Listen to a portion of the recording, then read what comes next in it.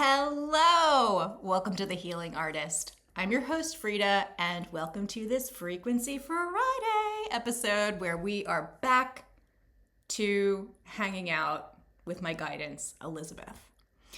So I brought Elisabeth forward at the beginning of 2026, and I wanted to get her out there. I was ready. I felt like I was confident in my body. And then when I brought her forward, I had this entire internal existential crisis. And it was like, retreat, retreat. So the last 7 weeks, I've been releasing a series, like some old class recordings on the chakra system to just sort of like reset, re-go within, get comfortable with Elisabeth. During that time, I taught a 12-class course called Frequency, and it was completely an Elisabeth channeled course. And we spent our first week, we were doing all this awesome ancestral clearing. Our second week, we went into, what did we do our second week? This life clearing, so stuff that had come up around through this life, and really lining up the chakra system as much as possible during the course. And then our third week, we went into sort of like, what is the dream and what is the big thing, the target, the end goal? What do you think the purpose is that you're walking to? What is the big dream, the thing you want? And then we were working on just clearing any limiting beliefs around being able to go towards that thing, anything that's been from past lives, karmic situations, culminations of teachers telling you couldn't have it, your parents and everything else. And then that final week was all about like toning and aligning the students' frequency to that which they prefer. And my first time teaching frequency, I was taking the class 2. So there were 4 of us doing this. Elisabeth guided it. And holy cazoli, that month of February, I was in it. I was seriously deep in it. In fact, one second, I'm going to show you some artwork. Okay, so I have had these taped up to my wall, and I'm just getting back from Sacramento. I got back yesterday. Oh my God, I'm so happy to be home. Sacramento is great and all, but like where the house that I was staying in is located, there isn't any like nature that isn't really like man-made, so it doesn't have the same frequency as like the woods, which I am surrounded by unbelievable regional park systems and national parks to be able to go to.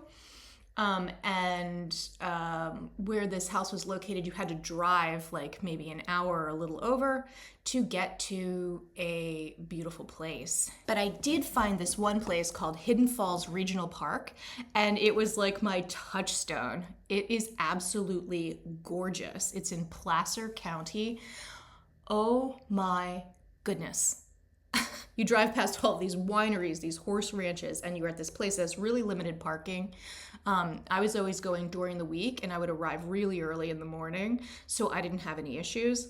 But oh my God, it was absolutely worth the 56-minute drive, let me tell you. That hike was stunning, unbelievable, gorgeous waterfalls, and I can't wait to take my husband back. We're going to have to go up and do a bed and breakfast in Placer County and go over to that Hidden Falls Regional Park again. Okay, so let me just share this artwork with you. So this is a little bit of what I was going through when I was teaching frequency. I think this was the second week of the course. And as you can see, it is scritchy.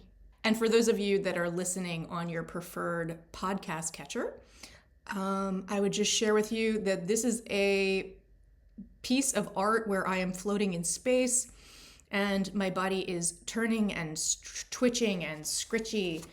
And also here I can show you closer the face. You can see there's a lot of movement, a lot of turning, twisting, wringing out. It was like wringing out like a sponge. Anyway, it was a lot. And then this actually was from, I believe that I made this one the first week of frequency. And as you can tell in this one, it is just all of this energy is just seeping out of the pores.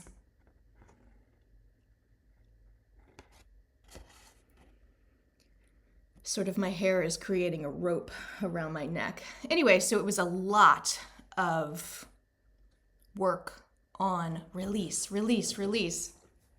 Loving it. So now my job is to go back, watch those 12 recordings back, to kind of create an outline for a course that then will be able to be brought to the people in a framework that is actually 12 weeks long. So I ran these 12 classes within the month of February, and the 3 students that were in the room with me are deeply committed, high-level folks, and they were ready to be blasted with the amount of light and do this fast. Like, they were there intentionally for a reason. And I offered it at a discounted rate. Like, it was sort of just, let's do this. I was going to be taking this class anyway, so what I love being a teacher is to be able to learn with students. So I was very open and honest the whole time. I was like, it was just all new. We did it together. But now I have that basis, that framework of what are we bringing forward, and it rocks. I'm really looking forward to working more on it as March continues here, and bringing it forward to the public in April. Whoa. Yeah, it's exciting. It's exciting. Within the work that I've done, and content and things that I've created, it is the most unique thing. It is unlike any other course I have ever taken. It's so much toning and so much, honestly, like psychedelic journeying without using drugs. It's very, very cool. It is a lot of deep meditation, going on these incredible journeys together, with music, toning, singing. It's neat. All right. So something you may or may not know about me is I genuinely do not know how to ask questions. I know how to ask questions, but let's see. I don't have a lot of questions. I kind of move through the world in a state of receptivity and oh, what's this? What's this? What's this? I love being surprised. And I really love just moving through life with a flow. I don't want to know what's coming. I don't want to know what's next. So I don't do great with the whole psychic stuff of people that want to know what's coming, what's the future, what's all the da-da-da-da-da. First of all, you can only ever really read the energy, and then we're interpreting it to be what is the most likely outcome. And I guess I'm okay with doing that for other people. I don't do that in my own life. I don't want to. I don't want to know the outcome. So my joy is to be in the flow, and I'm just sort of tapped on the shoulder. So spirit comes and taps me on the shoulder. Oh, meet with this person, enjoy this, blah, blah, blah. I sort of get moved within the current and flow of the all that is. And part of this is because I don't like being disappointed. I have had a handful of teachers or people I've worked with in the past that have told me that something was going to come or come true in my life. And it didn't. And I have been incredibly disappointed. And to not be disappointed, I like to be surprised. And it really just helps me to stay in the magic and the miracle of life. Also, something that comes through the channel with Elisabeth all of the time is I am not here to break the game. I am here to learn to play the game quite well. And what that means to me is learning about manifestation. How do we manifest in the world, and how do we bring towards us that which we prefer? But it isn't putting demands on the universe. It's more like being open and receptive to how can my life get better in ways that I can't even imagine. That's a what if question I really enjoy. I like that one because it feels like everything is possible. And I want everything to be possible. It doesn't have to fit in a box because I can't imagine how good it could be. I could never have seen Elisabeth coming. When I first started asking myself the question, what if my life is getting better in ways I can't even imagine?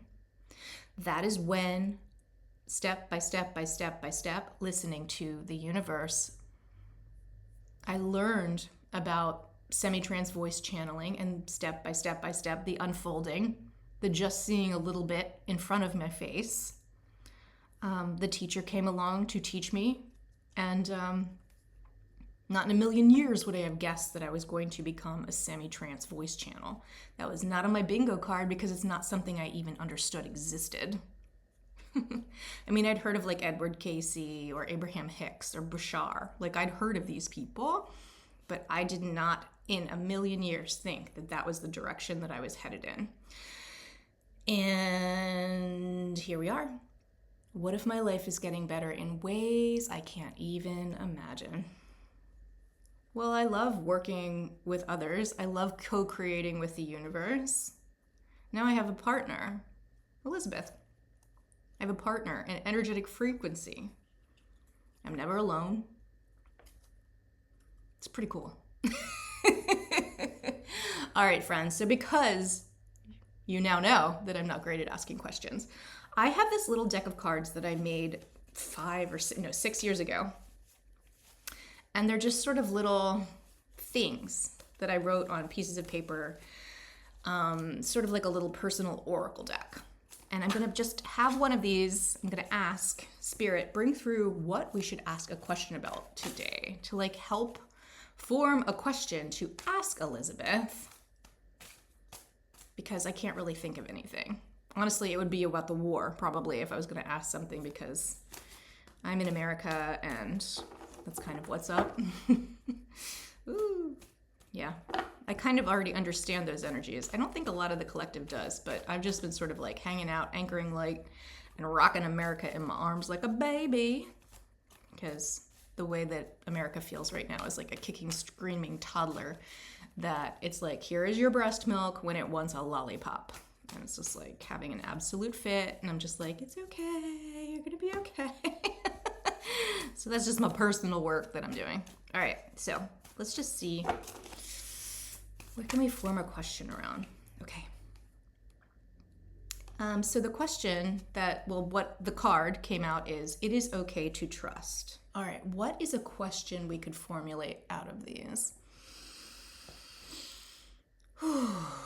Elisabeth, would you tell the collective how it is okay to trust, especially since right now in 2026, March 2026, we're having so much upheaval in the world? And is there anything that you can share about being trusting and trusting in the flow, in the divine, in knowing that things will work out? If you have any words towards that, we would bring those forward. All right, friends. So I'm going to go ahead and get into the semi-trance state, and let's see what Elisabeth has to say.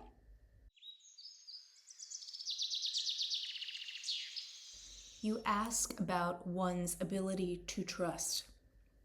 That is a personal experience for each person walking the planet at this time. For each human has different motivations and experience in their life. So for what it would take for them to get to the point where they are able to trust that which is in their field and their energy and what they are about and what they are doing, it would require each individual to go through the process of deconstructing everything that they think that they know about themselves in order to arrive at a place where they can trust their higher selves and be in contact with themselves in a way where they are able to follow the one aligned action step after the next. This is humanity's offering at this time. There is an offer in place and an energy for which the collective can take steps now towards learning to trust their inner wisdom and inner guidance.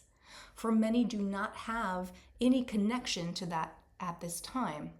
They are still stuck in the energies of the cell phone, stuck in the energies of the televisions, the media, the reading, the books, the lies that their teachers have told them, the programming that they were raised with in their homes, the limiting beliefs that have been placed on them throughout their entire existence up into this point where now there is genuine access for a mass majority of people to take and to remove these layers quite quickly by just sitting in the center of themselves, allowing the energy to meet them, allowing themselves to meet the light, bringing the light down through their bodies, anchoring it into the soil, and allowing God to do the rest. There is a prayer in one's heart, a surrender that is necessary, a falling to one's knees and saying, I am done programming my life. I am done with saying it must look a certain way. It must be held in a certain direction, to surrender to the all that is, to allow great joy to be dropped into your life, to understand that lessons are all have reasons for the lessons, to understand that the hardship forged you in the fire that you walk through in order to arrive at the place that you are now. So there is a level of understanding that everything is happening for you, step one. After understanding that everything is happening for you, a deep surrender to the all that is, an acceptance, an allowance, and to get to the point where one is so deeply surrendered to the all that is, the universe, surrendered to the natural environment in which they live. This truth, this deep trust is not entirely available. One might touch it over periods of time. They might touch the truth. They might have these moments, these aha moments, these revelations. They might come to one when they were in a high frequency, a high vibration, when they were in play. They might get these levels of download where there is an understanding. In a situation where the heart gets cracked wide open, when you are on the floor in tears, when life has put you into the crippling position where you can no longer be able to survive the way you are surviving, you take it to the light and you say, I can no longer carry this alone. I cannot do this. You crack in a way where the light is able to pour out and pour in. It fills the body. And from there is the next leveling up of what is the next thing. And the more you crack, the more you move into the light, the more you're able to surrender to the all that is, to allow and allow and allow and allow and be an allowance of what is this life here to teach me. The more you will be able to trust the universe and trust that which is in your path. Because the answer is nothing in your path is wrong. It is all there for you. There may be some things in your path that you do not prefer, and there might be some things that you would desire, and you're ready to walk towards those things which you desire. And we would say to you that in order to have the thing that you prefer, sometimes one must walk through the fires of that is. The future is what we are willing to allow to release and not cling and grasp to now. So if one wants this gigantic mansion house, what are the steps that must be taken, the fire in which it might be forged, in order to get oneself to the giant mansion house? And there might be a falling in love with an acceptance of the tent city that you currently live in. There might be a complete and total acceptance of exactly what you have and a love for it to get into the feeling state of the thing in which you prefer, in order to move through the different trials and tribulations to get you to the point where you have the thing that you want. We need to learn to hold the energy of that which we prefer. There is something where people sometimes win the lottery. Everything was about winning the lottery. And then when the lottery is won, sometimes the people find that the money is just gone.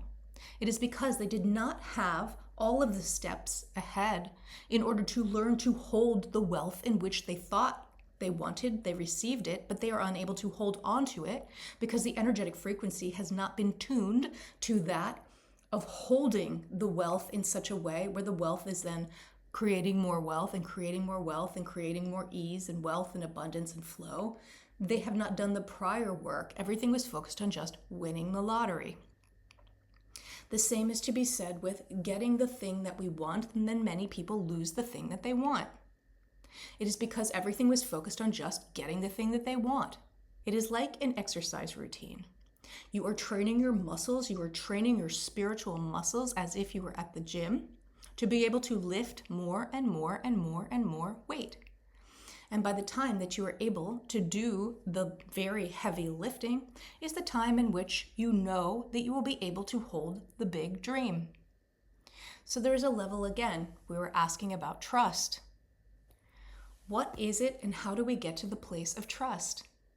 We get to the place of trust by training with exactly what is in front of ourselves now and enjoying and loving exactly what is happening to us at this moment, even if it is what we do not prefer. So say you are working a job that you really dislike. There is a job that you would really like, but it requires training and things that you do not have yet. There are steps that you can take in order to train yourself for the job that which you would prefer. And we would ask you to find the things that you can tolerate and that you enjoy about where you currently are. And if you say there is nothing that I like in this place in which I currently am, then we would say to you, you are in victim consciousness, and there is a level of you needed to get out of victim consciousness before you can proceed to trust. Get into the gratitude of what you are holding at this time. For what you have, there is good in it. Even if the good is that you are learning the lesson, you then get to walk away from and grow through. So take it as it is. Allow it to be. And we are not suggesting for abusive situations that an abused victim stays. We are not suggesting that at all. But if the abuse has taken place, what are steps that you can do to extricate yourself from that system? What are steps that you can take to empower yourself and get into the flow of the universe? When you are so low you can see no longer, that is where the crack happens. God comes in, and the light will meet you in those places and spaces in your body and open a door, open a window, open a new experience for you to walk through. For the universe always gives us what we can handle. We are never given more than we can handle. When we come to Earth, when we put the plan in place, when we decide what it is we would like to experience, nothing that is happening to you is outside of what you thought you could handle. So no matter what is going on, you can do this. And this is what we would offer for you today.